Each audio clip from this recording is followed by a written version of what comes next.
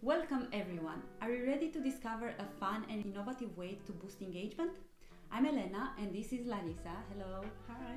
We're here to tell you about a method for gamifying participation. Get ready for some exciting insights.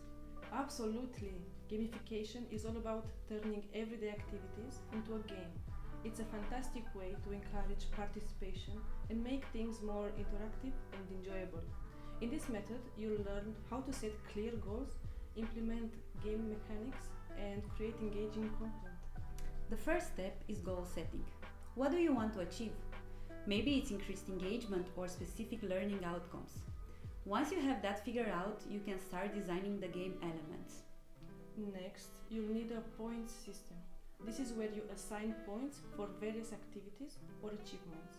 You can also create levels and progression so participants can track their progress and unlock new challenges as they go. Challenges and quests are what make gamification fun. Design tasks or challenges that align with your objectives. You can add rewards and incentives to keep things interesting, like badges, certificates, or even tangible gifts. But that's not all. To make the gamification engaging, use storytelling elements and interactive design. You can create a compelling narrative that ties everything together. Plus, it's important to choose a platform that supports these features, like websites or apps.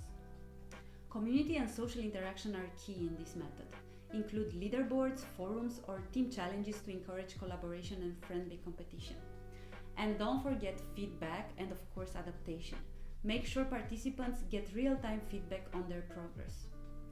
If you want to know more about this method and how to implement it, check out the document linked below.